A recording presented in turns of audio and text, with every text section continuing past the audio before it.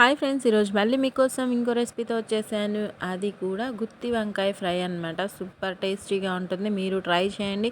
Try చేసిన తర్వాత ఎలా వచ్చిందో కామెంట్స్లో పెట్టండి. నా వీడియోలో చూసిన తర్వాత ట్రై చేయండి, ఓకేనా? చాలా బాగుంది, ఈజీగా అయిపోతుంది, టేస్టీగా ఉంటుంది.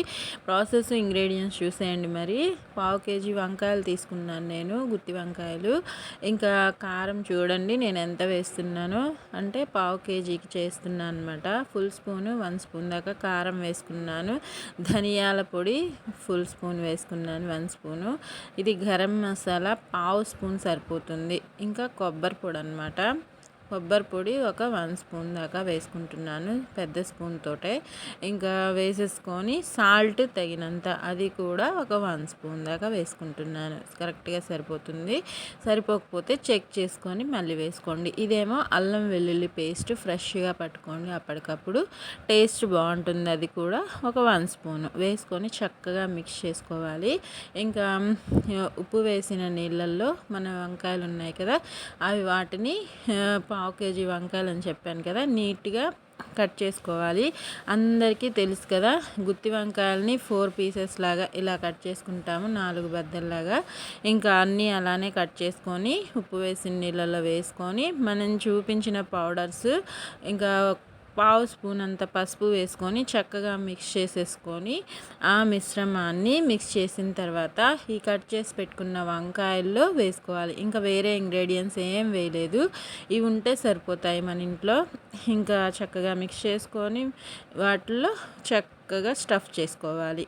మనం కట్ చేసి పెట్టుకున్నాం కదా, అదే స్టఫింగ్ మన వంకాయ లోపల దాకా వెళ్ళేంత వరకు స్టఫ్ చేసేసుకొని పక్కన పెట్టేసుకొని, ఇంకా ఆయిల్ పెట్టేసుకొని, ఇంకా ఈ వంకాయల్ని లో ఫ్లేమ్లో ఫ్రై చేసుకోండి. అప్పుడు ఈవెన్గా అన్ని వైపులా ఫ్రై అవుతుంది.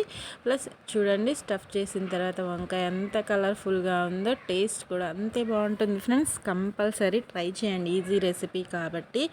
ఇంకా ఆయిల్ నేను 5 స్పూన్స్ దాకా వేసుకున్నాను, చిన్న స్పూన్తోనే, ఓకేనా? ఇంకా లో ఫ్లేమ్లో ఫ్రై చేసుకోండి. 1/2 kgనే కాబట్టి ఈజీగానే మగ్గిపోతాయి.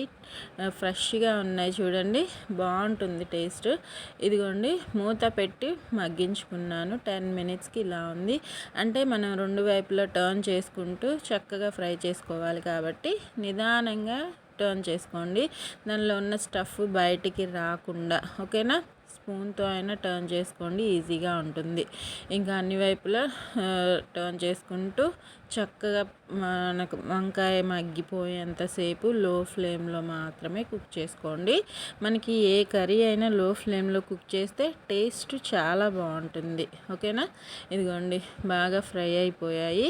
ఈ టైంలో ఇంకా ఇంకో వైపు కూడా తిప్పుకుంటున్నాను. ఇంకా ఆస్త మగ్గాలి అనిపిస్తుంది. ఈ వైపు ఇదిగో కలర్ మారింది, కనిపిస్తుంది కదా, లాస్ట్ టెక్స్చర్ అలానే ఉంటుంది. ఇంకా లాస్ట్ అండ్ ఫైనల్ టైము మూత తీసి చూసేద్దాము. ఇదిగోండి, రెడీ అయిపోయింది. ఇంకా కాస్త మిగిలిన పౌడర్ని కూడా వేసుకొని చక్కగా మిక్స్ చేసేసుకొని 2 మినిట్స్ నుంచి స్టవ్ ఆఫ్ చేసుకోవాలి. నా దగ్గర ప్రస్తుతానికి కరివేపాకు, కొత్తిమీర లేదు. అవి 2 మీ దగ్గర ఉంటే వేసి సర్వ్ చేయండి. సూపర్ టేస్టీగా ఉంటుంది, లొట్టలు వేసుకుంటూ తింటారు, ఓకేనా? ట్రై చేసి చెప్పండి. ఆరోగ్యంగా తినండి, సంతోషంగా ఉండండి. ఇంకా మరిన్ని వీడియోస్తో మీ ముందుకు చేస్తాను, మీ Jhansi Rani. Thank you for watching. గుత్తి వంకాయ నచ్చిన వాళ్ళు, నచ్చని వాళ్ళు ఇద్దరూ ట్రై చేయండి. చేసిన తర్వాత కామెంట్స్లో పెట్టండి. చూడండి, లాస్ట్లో ఎంత బాగుందో, నోరూరుతుంది కదా, నోట్లో నీళ్ళు వచ్చేస్తున్నాయి కదా, ఓకేనా ఫ్రెండ్స్? Bye friends.